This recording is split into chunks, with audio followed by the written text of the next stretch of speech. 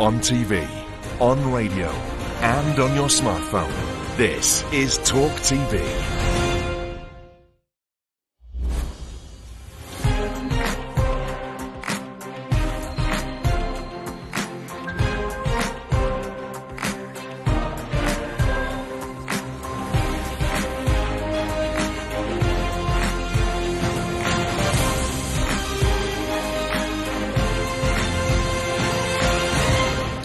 I'm Piers Morgan, Uncensored tonight. Tennis legend Boris Becker is behind bars. His ex-wife joins me exclusively for her first interview since the shock sentence.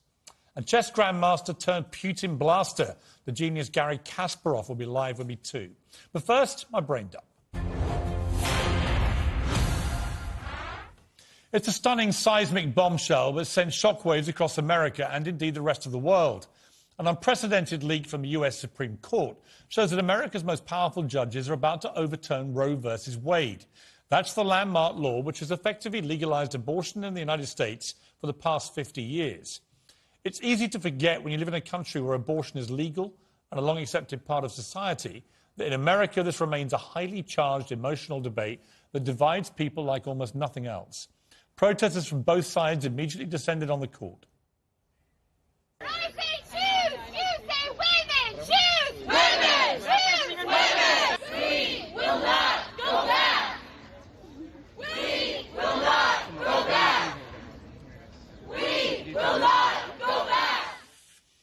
If Roe versus Wade is overturned, then individual states in America will be free to set the rules, and almost half of those states are expected to move swiftly to ban abortion if they can. Already, abortion laws in the United States are a complete mess. Pro-life states have for years made it as difficult as possible to get an abortion without themselves breaking the law. A woman who chooses to have an abortion in Missouri, for example, a state with a population of 6 million people, only has one clinic to go to. She'll have to wait 72 hours before signing consent and having the procedure. The doctor is then compelled by law to warn her that life begins at conception. But literally just a few miles away in Illinois, the neighbouring state, the same woman can choose from dozens of clinics and have the procedure done on the same day. So you end up with this wretched, confusing patchwork of rules and so-called abortion refugees travelling across state lines, at least those women who can afford to do that. Undoing Roe versus Wade will most definitely directly harm the poorest women in US society who want an abortion. Now, I'm not an American, so I have no vote or say over what laws Americans have. But I'm entitled to my opinion, and I believe women should be free to choose what they do with their bodies, just as we men are. More importantly, the majority of Americans agree with me and support Roe versus Wade. Almost two-thirds of them, in fact, just 27%, say it should be scrapped. I'm pro-voice on pro-choice. It seems to me a dangerous moment for American democracy when the Supreme Court goes against the will of the majority of its people on a matter of such personal freedom.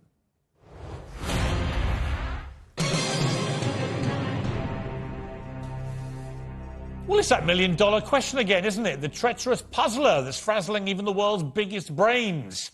What is it? Is it what's dark matter? Nope, not that one. How big is the universe? Nope. When did life start? Not even that one. It's this. What is a woman? Yes, really. Scottish nationalist leader Nicola Sturgeon is the latest politician to be tied in knots of petrified panic by this completely innocuous question. Asked by the Times to define a woman, she said, I'm not going to. I'm just not going to get into this debate at a level that's simplified and has lurid headlines. Trans people are amongst possibly the most stigmatised and discriminated against minorities in our society. For heaven's sake, Nicola, it's not a debate. It's literally a word. There's a very simple meaning. It's got nothing to do with trans rights. It's entirely possible to support equal rights for trans people as I do and answer this simple question with a simple answer. Just check any dictionary in the world and you'll find that a woman is defined as an adult human female. That's it. That's the answer. And when you don't answer it like that, you do women and women's rights such a massive disservice. On a day when American women are on the verge of losing the right to decide what to legally do with their bodies, that definition has never been more vital or important. It's now 15 years since British toddler Madeleine McCann was snatched from her bedroom during a family holiday in Portugal, as her parents had dinner 50 yards away with friends. Madeleine's body has never been found. She may still be alive. Nobody knows. No one's been charged over her disappearance. Very few child abduction stories grip the world quite like this one. It made global headlines amid a desperate international search to find her. And to this day, she's regularly plastered across the front pages with even the smallest of updates from police inquiries.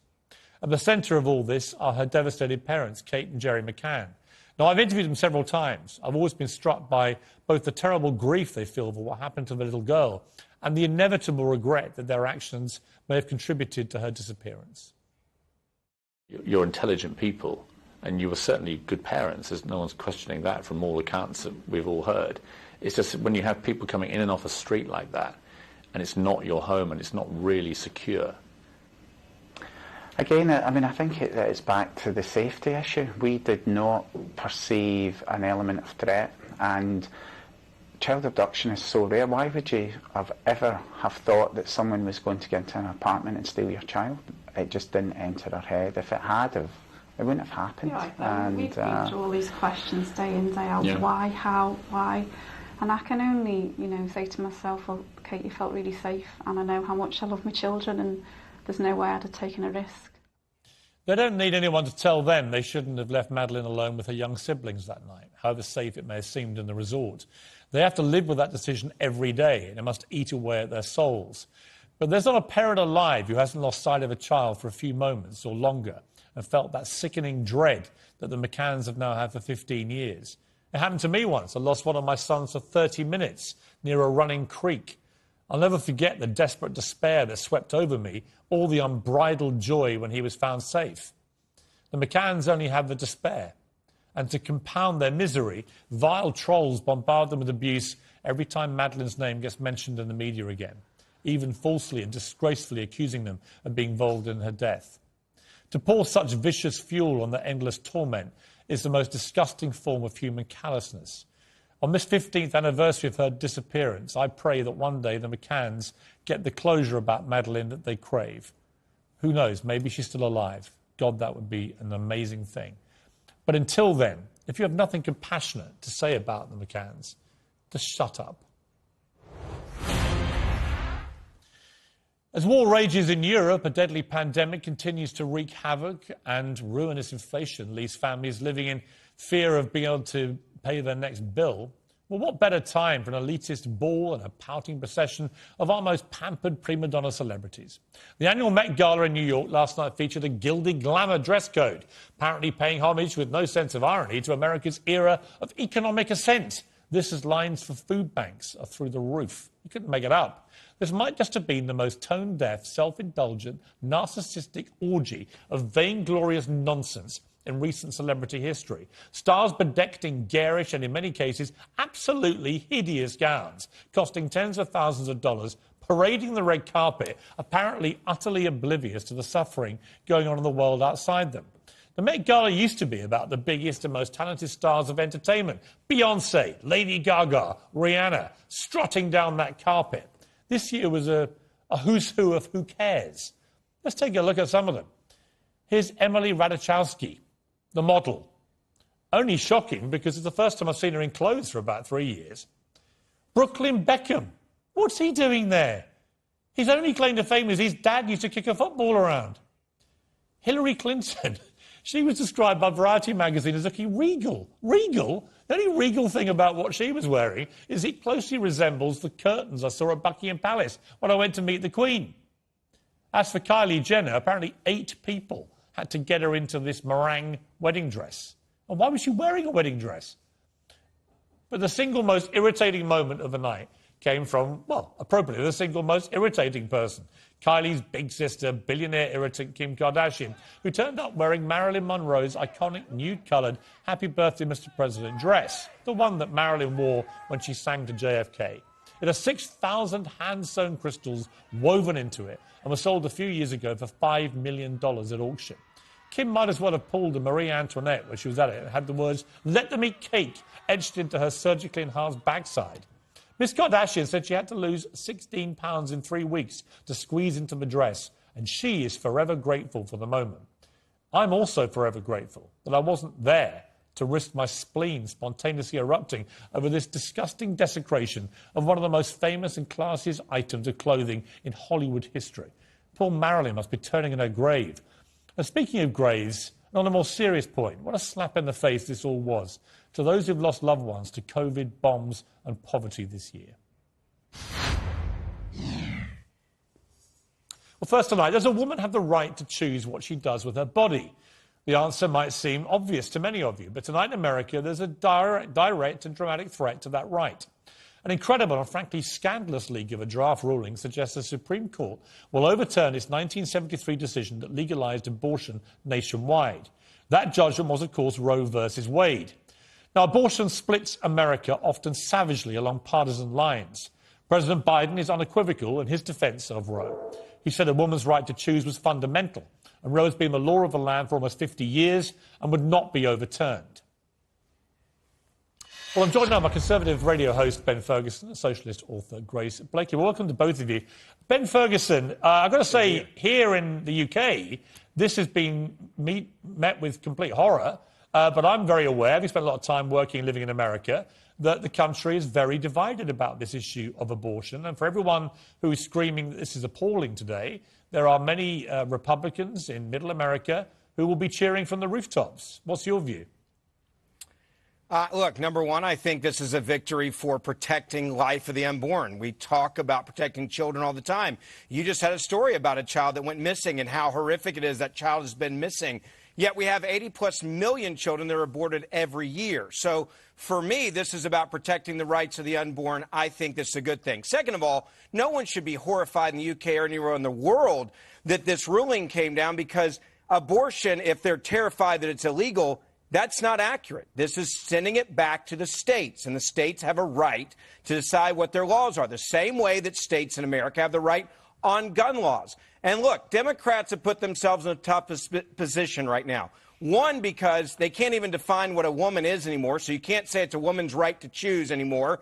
And two, the whole my body, my choice, well, they've also thrown that out the window because they wanted to mandate vaccines in America. So the idea now is, well, let's leak it from the Supreme Court. Let's have chaos at the court. Let's try to shame people into doing what we demand they do, because we can't define a woman and we can't say anymore my body, my choice when we demanded vaccines. Okay. They're in a bad spot, as they should be. All right, let me bring in Grace. Are you currently identifying as a woman before we start? Yes, I am. Okay, good. Well, as a identifiable woman, what's your response to Ben Ferguson? My response to this is that America does not want this. The polls are clear. This is an assault on American democracy by a highly organised group of religious extremists who are seeking to force women to have births and who want to basically use the power of the American state to control women's bodies. This is a complete and utter violation of basic human rights, rights that the American Constitution that you hold so dear was created to defend. And that's not even mentioning the separation between church and state that this clearly goes against, because this is all about this tightly organized sect, basically, within America that wants to criminalize homosexuality, control women's bodies, and basically take your country back to the 18th, 19th century. All right, Ben Ferguson, you're from the 18th century. For the remainder of this interview, Piers, I identify as a woman, because apparently now you can do that. So as a woman now, I want to make it clear, she has no idea what she's talking about the American laws. The laws state, and she's completely wrong, that you don't rule at the Supreme Court based on public opinion. You rule on law based on one thing, the Constitution. Hold on, I identify as an American as well. So calm down and let me finish. Let me finish. You never rule on the Constitution based on public opinion. You cannot call yourself a democracy if you are putting this power in the hands of unelected judges. All right, Ben Ferguson, let me ask you this question. You and I have debated, for example, gun rights many times over the years. You've always made it clear to me there's no point bringing in new gun laws because people will still be able to get guns. I would put it to you, what's the difference ideologically if you try and stop people having abortions legally? They'll go and find them. It'll just be more difficult. And actually, the people that will suffer most will be those who can't afford to go to other states where it's legal. So you have a country which will be split, but the people suffering most in terms of choice will be those who can least afford to take other options. Again, you're going back to the problem here, which is it's a public opinion is now what you're demanding the Supreme Court decide on instead of what the law actually says. You look at guns. Every single state has different gun laws, and no one is freaking out over that. If you're in California, you have extreme gun laws. Illinois, you have extreme... Let me finish. Extreme gun laws. The reality is Democrats have gotten themselves in a corner because they refuse to admit what a woman is. They refuse to admit that, again, that you do have rights or don't have rights over your own body. They screwed this up. And so what the Supreme Court is doing, and what states like Mississippi, when they challenged this, did. Far-right extremists, yeah, they did. Of course they did. Launching an attack on women's bodies. This has been a concerted campaign that has existed in America for many decades now. This is a victory. Don't talk over each other. Victory for religious extremism of the kind that, if it was taking place anywhere else in the world, would be rightly attacked by the allegedly civilized liberal democracies who don't think it is the right of the state to control a woman's body. Let Ben respond to that. Okay. For the remainder of this interview, identify as atheists, okay? No so one therefore cares. we fix that problem. As just someone answer doesn't the care about question. any religion. Wait, let me finish. As somebody that has no religion right now, I've just identified as that, this has nothing to do with religion. And if you looked at American laws, which you clearly know nothing about, the Supreme Court is not making a decision on religion. This is your religious bigotry towards people of religion and bigotry towards those that believe in God. When this has nothing to do. Just in the same way that many Muslims look at religious extremists in Saudi Arabia and think that's abhorrent. All right, let me ask you, Ben. Said nothing about that. Ben, let me ask you this. Yes. What is your personal opinion of abortion? Personally, I believe that abortion is wrong. I believe that you protect the life of the unborn child at the time of conception. As a father of 3, I believe that as soon as they were conceived, that is a child, and that child should be protected and not aborted. And I don't know your family, but do you have a daughter? I have 3 sons, 2 that are twins from in vitro, so I know a lot about conception and when it starts. Okay. All of my children are miracle babies. The question I was going to ask you, had you said that one of your kids was a daughter, I just wonder what your view would have been about the perennial question about identify all of them as daughters right now, so let's go there, right? Okay, we can do that now. They're all daughters, so let's have them identify as daughters. How would you feel if you had a daughter who was impregnated by a rapist, for example, or through incest? Would you still say that she was not entitled to have an abortion? It's a great question. Many of the states that are saying that they will go with whatever the decision is on Roe v. Wade have said, unless it's life of the mother, rape or incest, they will allow abortion in those states, including many of the conservative states that you mentioned earlier. If it is personally my child and they came to me and they said I was raped and I am pregnant, I still believe that that is a child, an authentic human being at the time of conception. And I do believe that you can give that child up for adoption if you do not want to raise that child. But it's still a child, and that child's life deserves to be defended. It does not mean, by the way, that I don't think you go after the person that did the horrific crime. Why are Republicans denying people health care? Why are they allowing people to go around murdering each other with guns? This has nothing to do with the conversation here. We're not denying health care. Of forced birth. See, this is when you know you've lost the argument. When you have to bring up another argument that has nothing to do with this. Don't talk over each other. Denying people contraception, basically teaching a policy of abstinence, telling people it's wrong to have contraception, it's wrong to have sex. So when that inevitably does happen, they have no choice when they're very, very young, other than just to have a child that they don't want, that is going to completely destroy their final life. Word to that is not pro-life. I would argue Ben Ferguson must have had sex because he's got 3 kids. So let's just put that on the table, right, Ben? Let me say this very clearly. If you're having to then go into health care and arguing about health care to defend your position on abortion, you've lost the argument. This and is abortion about is not life. illegal in the United States of America. Let me finish. Let Ben finish. Let me finish. Abortion is not illegal in America with this ruling. It is going back to the Constitution. Again, let me finish. I have a right to an opinion, so do you, okay? Yeah, you both have your right to opinions. On this show, and the Supreme Court has made it clear that they have said it's a states' rights issue, and that's what the issue is here. You don't understand the American Constitution. How much longer until we see federal legislation imposed when the Republicans take back control that basically makes it illegal everywhere? Okay. Your country is going back to the Middle Ages. Be struck down we've got to leave it there. It's a states' rights issue. We've got to leave it there. This is the kind of debate that's raging all over America, by the way. So it's a good debate to have. I believe in uncensored debate, and passions are going to run very high about this. Ben Ferguson, Grace Blakely, thank you both very much. Thanks. Well, Uncensored next, after tennis legend Boris Becker was sentenced to 2.5 years in prison. I'll be joined exclusively by his ex-wife and the mother of his 12-year-old boy, and that's Lily Becker. She'll be next.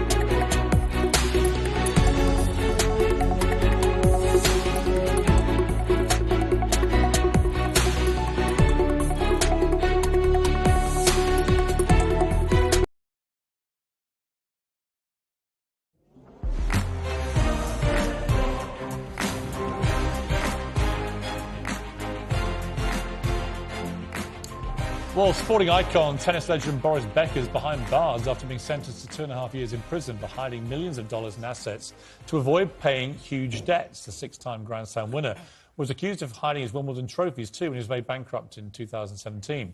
Well, one woman standing by him is his ex-wife, Lily. They divorced in 2018, but remain on good terms. And Lily Becker joins me now for her first interview since the shocking news of Boris going to prison. Well, good evening to you, Lily. Thank you. It must be, I mean, for the rest of us, we're watching this iconic guy go to prison. It seems a terrible fall from grace for him. Many people will think he deserved it because of the scale of money which he was involved in trying to hide. Other people will think it seems quite a severe sentence. But for you and his family, and it's a big family, and he's had a complicated life in many ways, but it must be so personal for you what's happened. I think it's personal for all of us. Like you said, we have a big family. I call us the original patchwork family in Germany.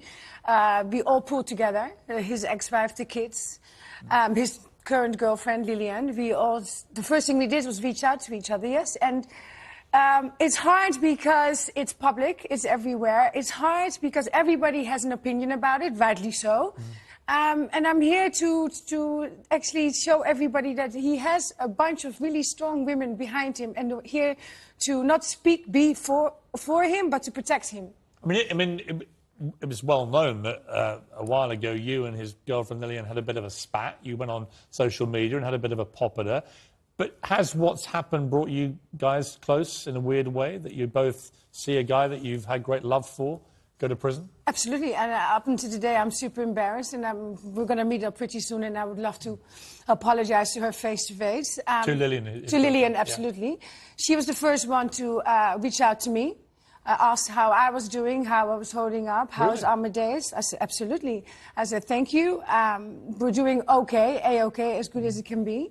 Then I called Barbara, the ex-wife, and it was just a non-spoken thing. It was like, right, here we are, let's get together and let's protect this guy. The humiliation was already enough for him to have it done on air for 3 weeks long, sitting there, not being able to well, he can't defend himself, but if you know Boris, you know that he has pride. And to then be sentenced and everybody immediately having something to say, yeah, he deserved it. We don't know what he deserves. But the humiliation, that is already... When you heard he was getting a 2.5-year prison sentence, that's a long time. And this is the man who's the father of your son, Amadeus, who's 12 now. What was that moment like for you when you heard the sentence? I completely broke down.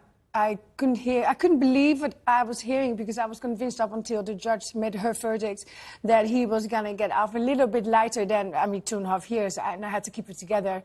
And I did not know how I did it. I kind of did it. Thank God my son, I was prepared. I kept him out of school. He was upstairs. Does he know what's happened to Boris? He does now. He did. I had to break it down to him. His kids will tell him at school. He'll see it on the internet, right? But that was the thing. I had kept, we as a family, including Boris, Lillian, and the kids, we had purposely not allowed him or spoke about the trial or anything. And then I didn't have no chance but to break my heart, or actually his heart, last Sunday. And I don't wish this upon anybody. It was the hardest thing I had to do with a 12-year-old. To tell him his dad was going to prison. He did. He just couldn't grasp it, still can't, and it breaks my heart. But it just made me into Tiger Mama, because I feel now that I think we've all been through enough as a family. There is a mother involved. I'm not here. I'm not asking for sympathy. I don't want it, nor would Boris want that. I'm asking for empathy. I'm asking for everybody that had an opinion or wanted to write about him to please stop. You saw Boris just before he got sentenced. Yeah.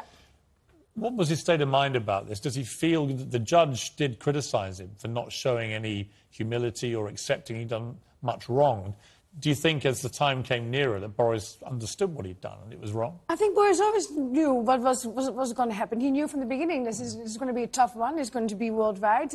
But what do you do in a situation like that? You just go and be mentally prepared. And thank God his mental health is so strong. And he was probably prepared for these moments, because life with Boris is never boring. It's headline after headline.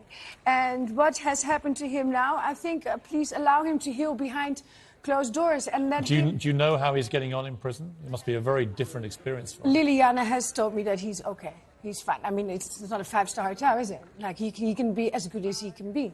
And what about his sense of pride you talked about earlier? Does he feel a sense of shame about what's happened? Wouldn't you? I think everybody is. And that's why I feel that he's embarrassed, he's humiliated, he knows that everybody always had. So how is he going to pick himself up from this? And the best way he can is trying to stay mentally strong, focused, because it's just an obstacle in the road. It takes a pretty extraordinary guy. He is extraordinary. Well, I was going to say, I've known Boris socially, and I've always liked him. Yeah. He's a great character, and he was a wonderful sportsman. I remember when he won Wimbledon at 17. He was one of the best. Amazing. He's also always had a magnetic appeal to women. Still has. And here you are, a beautiful woman talking as his ex-wife, very lovingly about him. Lillian, his girlfriend, very beautiful, talks lovingly about him. His first ex-wife talks lovingly about him. You're all coming together. What is it about Boris Becker that has that draw to women like you? Well, that's exactly it. It's either you have it or you don't. He has a great charisma. He is a fantastic father, a funny guy, honest, and you either have that swag or not. And he is, if you've met him, you know how charismatic he is. You know when you sit down and he tells a story, you are just glued to him. He's got these blue eyes, and it's just a charm. And this is how he's won lots of fans. But how will he deal now, Lily, do you think, with the fact he's now a convicted criminal? Because he is a man of pride. Yes. And when he comes out of prison, it may be in a year and a half, whatever it may be, he will come out as a convicted criminal. His life will never be the same again. Says who? Well, he is a convicted criminal. He is a convicted criminal. Who says his life will never be the same again? If the people that are standing by him, and which is a lot, I think, don't we all have a comeback kid? He did, yes, I'm going to get... he's been committed for a crime. Well, he's going to do the time. For those who those who haven't followed it, he was sentenced to 2.5 years for hiding $3.1 million in assets to avoid paying debt. So he got into heavy debt, and he tried to hide money which should have been used to pay it off. That was his crime. Do you think that the sentence was justified? No, I think it's way too harsh. Absolutely, I think it's way too harsh. Should there be a punishment? Absolutely. I think personally, obviously, I'm biased. I'm part of the Becker family. My last name is Becker, but I think 2.5 it's harsh. It's very harsh. But we knew from the beginning that this judge, he was not going to take no. Are you hoping to take Amadeus to see his father in prison? He is dying to see his father. I have just told a 12-year-old that his father is in jail, and the saddest part about it was that I couldn't break it down because these kids are now going on YouTube. They are going on the internet. Internet is cruel. But he also has a loving support system around him, and he's curious. And I've told him we all make mistakes. Your papa didn't listen to the law, and he's on the naughty step, a bigger one. And what was the last thing you said to Boris before when he last saw you? I wrote him, and I said to him, "See you next weekend if you want to see A. All will be good." He gave me this, and I sent him a heart, and that was it. And you haven't spoken to him since he went inside? No. Do you hope to go in yourself? If he would want to, yes. I mean, absolutely. With my son, 100%. I think I need to be holding my hand with him. And of course I want to see him. I'm dying to see him. Lily, I'm very sorry for what's happened to you and to Amadeus. It's very tough for a little boy to see his dad go to prison.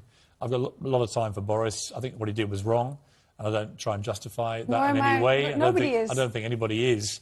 But I hope he's okay during his time in prison. I hope he comes out learning his lessons, and that we can get to see him again. And the fact that you stand by him as his ex-wife says a lot about his character. Yeah. So thank you for coming in. Thank you for having us. Appreciate it. Me. Well, Uncensored next, outspoken Putin critic Gary Kasparov and why he thinks Ukraine is just Putin's first stop. That's coming next.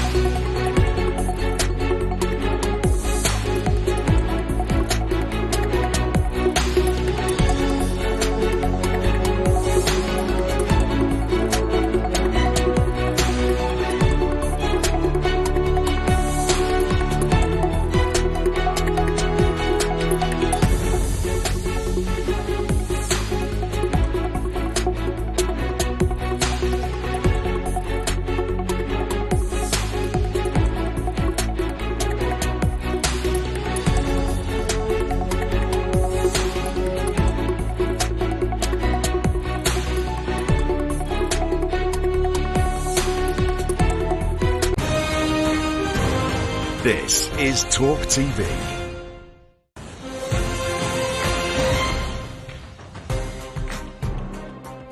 Well, you may have noticed I've still got Lily Becker with me, and there's a reason for that, because when the interview ended, she suddenly told me, actually, we're not divorced. I'm still married to Boris, and we had this extraordinary conversation. I said, well, why don't you just stay here for a little bit, and we'll just resolve this once and for all. So everyone keeps reporting that you're divorced. You're still his wife. You're not divorced at all. I'm very much still his wife. A strange wife as that may be, but we're still very much married. We have been since we went our separate ways. And do you want to get divorced? Why did you ask me that? I think it's... Boris has said you're the most intense lover he's ever had in his life. It was from the beginning intense. It was a complete true love story. There is no ifs or buts about it. And everybody that knows us knows this. You don't want to divorce him, do you? Why do you do this? It's not that I don't want to get a divorce. I think we should handle our business at the right time. This is not the right time. This is everybody's involved. We will do it how... But right now, you're still his wife and you still love him. Of course I do. Of course I do. We all love him. Lillian loves him, Barbara loves him, Amadeus loves him. But right now we need to be a unity. And I think this let's get divorced or not, that's definitely on the back burner. Let's get him sorted. Let's get him right. Then we all get to, as we do right now. And then we do it when it's the right time. OK. Well, I wanted to keep you here to set the record straight. So there we have it. A world exclusive. Boris Becker is not divorced from Lily. They're still married. He's talked about your crazy love. I can see a bit of crazy love coming back from you to him. So who the hell knows how this all washes up? But it's fascinating. And thank you for staying and clarifying that. Yeah, of course. I think that's important too. Good to see you. On to more, well, maybe more serious matters. They're not obviously for the Becker family. It's about as serious as it can get. But British Prime Minister Boris Johnson has admitted the West was too slow to act over Russian aggression in Ukraine and said we cannot make the same mistake again. He became the first world leader to address Kyiv's parliament today, echoing the words of Winston Churchill. The Prime Minister urged the country to keep resisting Russian invaders.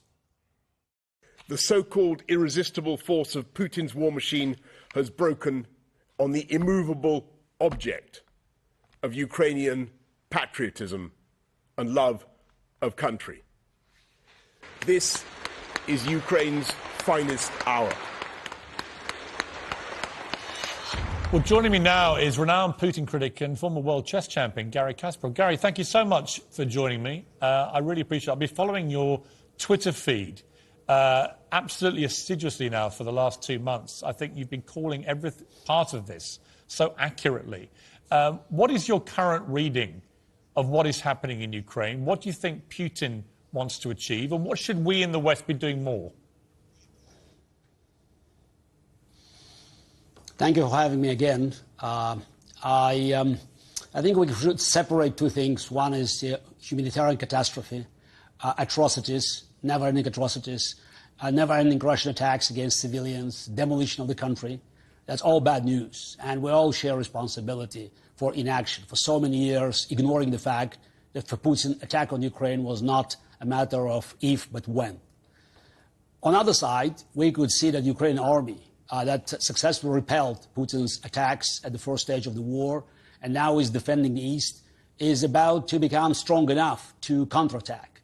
And I think that with all the support coming from the West, from all civilized nations, helping Ukraine to rearm and also helping them just to feed people and to support the army in any way possible. So with this support, Ukraine will win the war and will liberate the entire country. Ukraine will be whole and free, Crimea included.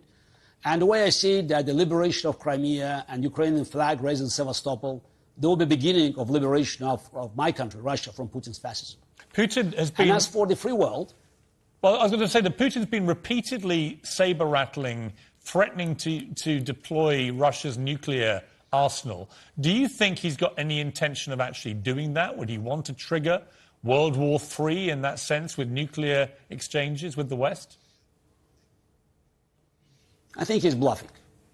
It's not just his own decision.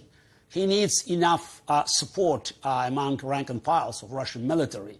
And I doubt very much that there are many kamikaze, if any kamikaze at all, because they all understand, using even tactical nuclear weapons will not terrorize the West, will not put Western governments in panic. but it will invite an adequate response. And I think the whole idea of this nuclear bluff was to frighten Britain, Europe, America, and prevent them from supporting Ukraine. It didn't work out. And I think all the saber rattling you hear now, it's a desperation. It's panic. And listening to Russian propaganda machine, I think they can feel that the end is near. And Ukrainian army is about to start not just, holding the ground, but liberating their country. And Gary, and we all know from history that the military defeat of dictatorship, it's always the end of the dictator. Well, yes, and I absolutely hope that what you're reading of this is correct and turns out to be the case. It would be great to think that would happen. For you personally, you're one of the most famous people in Russian modern history. You were the greatest chess player. I'm a big chess fan. And you were by far the greatest, most successful chess player that there's ever been, really, in the world. You had to leave Russia, a place that reveres sports heroes like yourself, chess heroes. Do you yearn to go back in a post-Putin Russia? Would you like to go home? I think it's my duty, because Russia will need a lot of work to do to return to the family of civilized nations. We have to go through the process of exoneration, same as Germany did 80 years ago. And I think every person like myself will be very helpful. I believe that I can do a lot to help rebuilding my country and making it part of the global solution and no more permanent problem. And when you see, Gary, the furore about Wimbledon tennis at the moment, banning Russian and Belarusian players from competing at Wimbledon, do you agree with the targeting of Russian individuals in sport and culture and so on, or do you think that that's a misstep? It's a tough question because, as you said, I'm one of the most decorated Soviet or Russian athletes in history. But at the same time, I understand the emotions, not just Ukrainians, but of all other players by seeing Russians taking part in these competitions. As a compromise, I can offer only one solution. Any Russian player who is invited and wants to take part in Wimbledon or any other competition, whether it's chess or tennis or elsewhere, must sign a declaration condemning criminal Putin regime and this horrible war. That's the only condition that could open doors for them.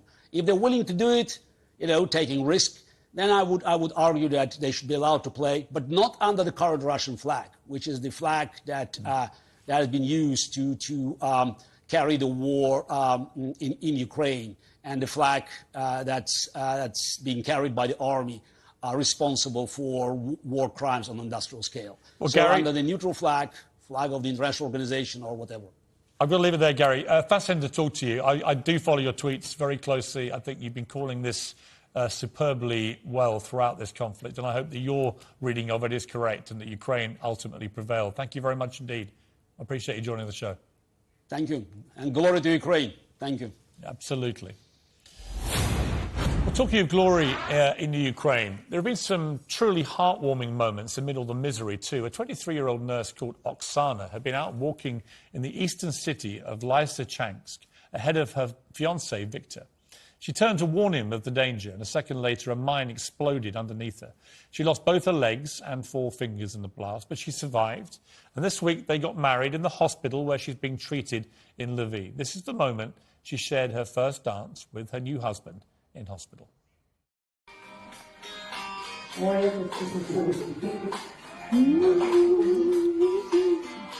Перший весільний танець.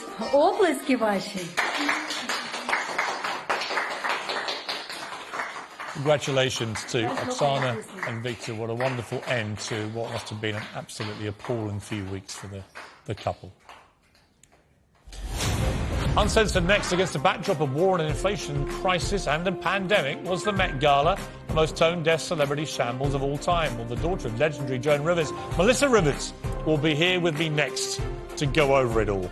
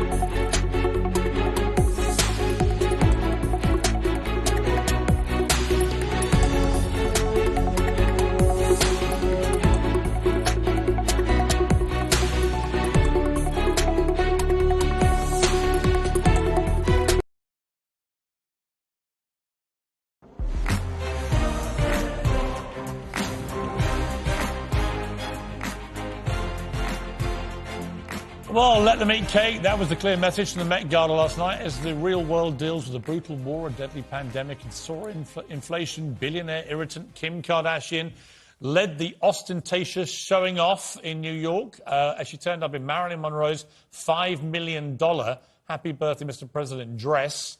Miss Kardashian said that she cried when she realized she didn't fit into the dress. Yeah, maybe cry about something a bit more worthwhile in the world would be my advice for her. But I'm going to bring in Melissa Rivers now to discuss all this. Melissa, great to talk to you. How are you? Hi, Piers. Good. How are you? It's been a long time. I last saw you on Celebrity Apprentice with our old friend Donald Trump. Yes. I think we've actually seen each other one or two more times since then, but I think that's probably the most memorable. Let's talk Met Gala. Here's my view of this. I just felt it all looked so inappropriate to me. A bunch of wealthy celebrities turning up in ridiculous outfits, all costing tens of thousands of dollars, led by Kim Kardashian in a $5 million Marilyn dress, which she shouldn't have been allowed to wear, all showing off how rich and famous and loaded they are and so on and privileged at a time when we have a war, a pandemic and surging inflation. Tone deaf? So I guess we know now how you feel. Am I wrong? Okay, I don't think you're necessarily wrong, but let's just roll back for a sec. First of all, the fashion industry was decimated during COVID. And it's not just about the designers. It's about the people that make the dresses and make the fabric and the mills and the people who build them. So there's a whole other part of the industry that people don't see. But how can they spend so much money, Melissa, and yet so many of them look so awful? But they're not paying for it. It's all to but my point is, promote they turn up. Some of them turned up. I mean, Kylie Jenner turned up in this wedding dress and baseball cap. Apparently had 8 people to pack her into it. I mean, utterly ridiculous. I'm not saying they're all good, but it really is, and I understand completely what you're saying, and this was a big discussion around the bringing back of the Oscars and all these things. But it is a night that, yes, it's supposed to be incredibly over the top. The Kylie thing I did not understand one iota. Maybe I'm too old to get it. Was it all a bit low rent, Melissa? I mean, when you've got a bunch of Kardashians, Emily Ratajkowski finally keeping some clothes on, you've got one of the Beckham kids who's only famous because his dad kicked a football. It all looked very low rent. There was no Beyonce, no Rihanna, no Lady Gaga, just a bunch of reality stars and footballers' sons. Well, that's been a big debate about a number of high-end magazines and who they're using in the magazines, as well as people who would never 10 years ago would have been invited. And there's a big debate within the fashion industry of that's appropriate. But if you go back kind of to my original point, these are the people that get attention. And it's a night to promote fashion, which is a multi-billion-dollar industry. Yeah, but here's my problem. That's just trying, that's just trying to get back on its feet. But then you get someone, like Riz Ahmed, who I know people are like, oh, I can't believe he wore that. I thought what he wore was brilliant because he came out and said, this is representing the people, the workers you don't see. And I thought that was so smart and so on But I would take you back to what you just said, where you said that a lot of them are there because they get attention. And it seems to me that it personifies the modern-day celebrity curse, where people like the Kardashians, the Beckham's kids, Emily Ratajkowski, all these people, they're not actually talented in their own right. They're just there because they get attention. And celebrity used to be, in the days of Marilyn Monroe, when she actually wore that dress and sang to President Kennedy, that was an amazing moment because she was a proper movie star.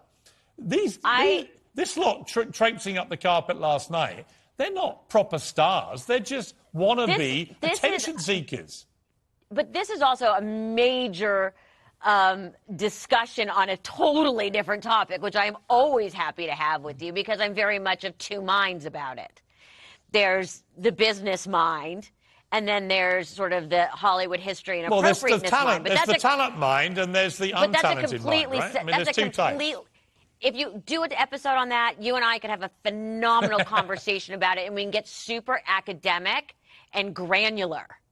So you and I would have a great time. I just don't think we can discuss the Kardashians and use the phrase super academic, but we ought to leave it there Melissa. Lovely to talk to you. Come back. Let's talk about celebrity culture next time, because I've got a lot of strong views about it.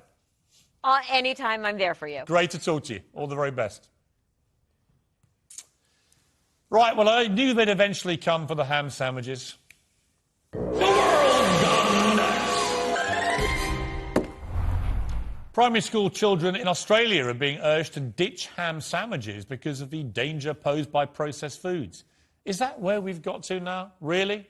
Ham is the new devil of the school lunchbox? Compared to what I used to be forced to eat at school, this is luxury food up there with caviar and lobster. Now, I've been eating ham sandwiches my entire life. And look at me. I'm perfectly normal. We've got to stop wrapping our kids so tightly in cotton wool. How are we going to prepare them for the real world when even a humble ham sandwich is deemed a clear and present danger to their lives? Give me a sandwich. Tim, quick. One person who's standing up to this madness is top Aussie breakfast presenter Carl Stavanovich. It's a story that has got the whole country furious this morning. It also has butchers and pork producers shouting out loud, "Hands off our ham!" This country's gone to the pack. Yes, it has. And in a show of solidarity, Carl, to you in Australia, here is a ham sandwich. I'm going to eat it. Good night. Keep it uncensored and eat ham.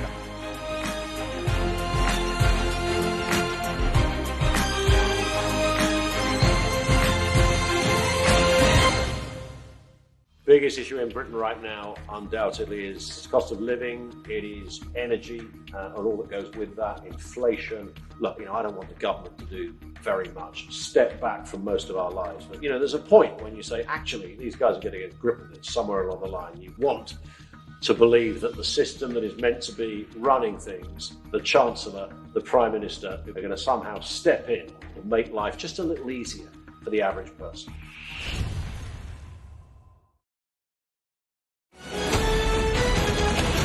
Talk TV News at 9. Good evening, I'm Zora Suleiman. The Prime Minister has confirmed that the UK is to send £300 million of support to Ukraine in the next few weeks. Boris Johnson made the announcement as he addressed the country's parliament, where he described Ukraine's resistance to invasion as its finest hour.